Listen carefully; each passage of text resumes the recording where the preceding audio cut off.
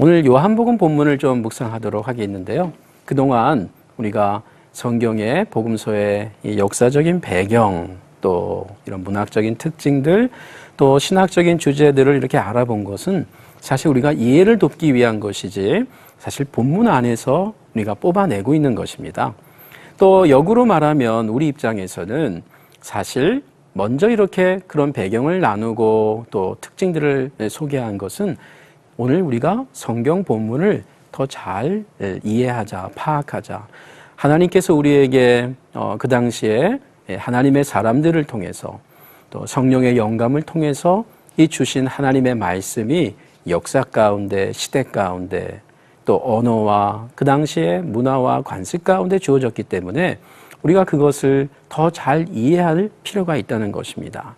그렇기 때문에 우리가 지금까지 공부한 내용들은 그 자체가 목적이 아닙니다. 따라서 우리는 그러한 내용을 많이 안다고 해서 사실 성경을 더 잘 읽는 것은 아닙니다. 그러나 성경을 잘 읽기 위해서는, 깨닫기 위해서는, 또 순종하기 위해서는 그와 같은 내용들이 매우 필요하고 요긴하다라고 하는 것이죠. 그러니까 우리가 이런 정보, 지식적인 면을 무시해서도 안 되겠고요. 또 그러한 내용을 안다고 마치 내가 성경을 혼자 다 소유하고 있는 것처럼 아는 그러한 교만에 우리가 빠지지 않도록 힘써야 되겠습니다. 우리는 이 두 가지 균형을 잘 갖고 있어야 되겠습니다. 제가 이 강의 가운데에서 여러분과 자꾸 강조하고 나누고 싶은 부분입니다. 이제 그런 점에서 봤을 때 좀 상대적으로 우리 한국 교회의 성도님들이 이 말씀을 대할 때 이 경건의 서적으로 하나님의 경전으로 보는 그런 어떤 신앙심은 참 훌륭하고 귀한 것 같습니다. 다만 이것이 1세기의 신약 성경의 경우 1세기의 역사 가운데 주어졌다는 사실을 우리가 조금 더 의식하면서 이러한 내용들을 또 배워나가고 그 안에서 내가 이미 배운 내용을 또 점검하고 또 성경으로 우리가 돌아간다고 할 때 그냥 성경만 읽으면 되는 것이 아닌 것들을 우리가 이제 보게 된다는 것이죠. 자, 이런 어떤 우리 CTS의 또 수고 또 노력 가운데 여러분들이 또 혼자 이런 성경을 또 읽는 데에 많은 유익이 있기를 바랍니다. 자, 우리가 예수님의 제자로서 또 하나님을 믿는 백성으로서 또 개인과 또 공동체로서 우리가 성경을 결국은 이제 읽고 그것을 내가 오늘 우리 시대에 무슨 의미인가를 이제 파악하는 게 굉장히 의미가 있는 것이죠. 우리는 이것을 완벽하고 온전하게 할 수는 없습니다. 그러나 우리는 실수를 또 오해를, 편견을 줄여나가야 된다는 것이죠. 자, 오늘 요한복음 1장 말씀을 볼 때에 여러분 1장 1절 그동안 우리가 여러 가지 역사와 문학적인 특징들을 또 공부했던 진정한 이유이죠. 자, 우리 겹친 부분이 좀 있겠지만 1장 1절을 중심으로 해서 본문 묵상을 좀 한번 해보겠는데요.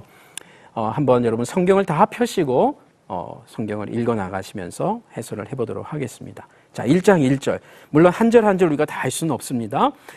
태초에 말씀이 계시니라. 이 말씀이 하나님과 함께 계셨으니 이 말씀은 곧 하나님이시니라. 2절.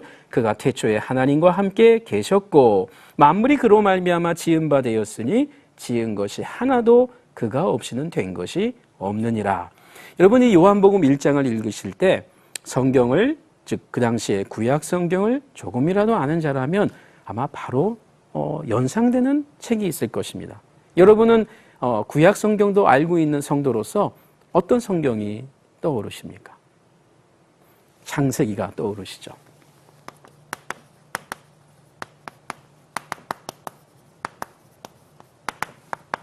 여러분 요한복음 1장 1절과 2절에 반복적으로 태초에 헬라어의 이 엔아르케라는 말이 두 번이나 언급되면서 이 태초라는 말이 나오고 있습니다. 그런 가운데에서 하나님, 그렇죠? 여러분 창세기 1장에 하나님께서 태초에 천지를 창조하셨다라는 선언으로 소개되고 있지 않습니까? 그리고 이 하나님과 태초에 또 유사한 개념이 빛이 있죠? 생명이 나오죠? 자, 이와 같은 흐름은 요한복음 1장 서문에 그대로 나타나고 있습니다. 그런 가운데에서 여기 우리에게 의미 있게 계시해 주는 것은 이 하나님과 함께 있었던 로고스, 즉 히브리어 성경에서는 이 다발, 히브리어로는 다발이라고 하는 이 말씀, 하나님께서 태초에 말씀으로 천지를 창조하시죠. 그래서 우리가 창세기 1장이 우리에게 의미 있게 연상되어야 합니다. 또 그런 배경을 깔고 요한복음 저자는 우리에게 소개하고 있는 것입니다. 그리고 또 제가 무슨 말씀을 드렸죠? 불특정 다수의 많은 그 당시의 1세기의 독자들은 이 헬라 문화권에 있지요. 헬라 철학권에 있습니다. 여러분, 헬라 철학에서 대표적인 것 중에 하나가 이원론이라고 하는 것입니다. 플라톤 사상을 중심으로 한 이원론인데요. 이 이원론이라고 하는 것은 하늘과 땅, 그리고 하나님, 여긴 신들이 거하는 곳, 그리고 여기는 이 땅의 세상, 그렇죠? 여기는 영이고 여기는 육의 세계고, 여기는 빛의 세계고 여기는 어둠의 세계입니다. 자, 이와 같은 이원론 사상이 헬라 시대에는 있었죠.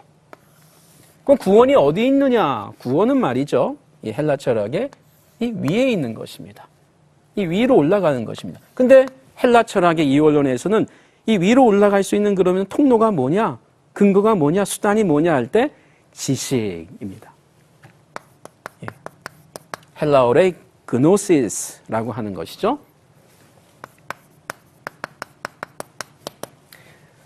이 그노시스 철학의 영향을 받은, 헬라 철학의 영향을 받은 초대교회 성도들 가운데 이단을 우리가 영지주의자, 이런 말씀이에요. 영지주의자. 그러니까 성경의 가르침 가운데 세상 문화를 변혁시키고 그것을 새롭게 해야 되는데 오히려 세상의 가치관 가운데에서 성경을 이해할 때 이 이단이 되는 것입니다. 그리스도인 같지만 오늘날 그리스도인이 아닌 경우입니다. 이거 굉장히 사실 두려운 내용이기도 합니다.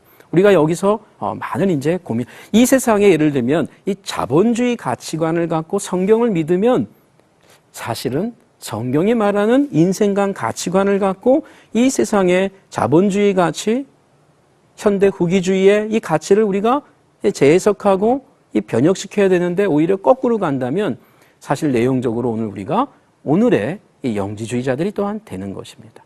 자, 그런데요. 자, 이와 같은 그 당시에 이 구원이란 말이죠. 여기 없는 것이에요. 이 위에 있는 것이죠. 그런 점에서 우리 저자 요한은 이 구약 성경의 뿌리와 가치를 바닥에 갖고 있으면서 이 이원론, 이 가치를, 철학을 또 응용합니다. 적용합니다. 그래서 그 로고스이신, 즉 일반 헬라인들이 그 당시에 로고스가 하나님과 함께 있었고 그분이 하나님이다라 할 때 이 반응적으로 이상한 게 아닙니다. 이해하는 것이죠. 하늘이고 빛이고. 그런데 1장 14절에 가서 이 로고스가 육신을 입고 이 땅 가운데 오셨다라고 할 때 이 충돌이 생기는 겁니다. 자, 여기선 이걸 받아들일 것인가 말 것이냐, 거부할 것이냐, 수용할 것이냐, 이제 이런 고민에 빠지게 되죠.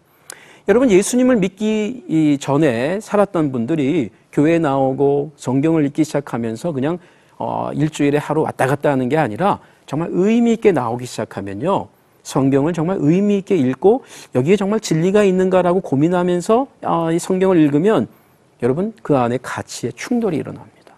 그 충돌 가운데 고민이 있습니다. 고민이 없는 성도라면 이거 굉장히 심각한 겁니다.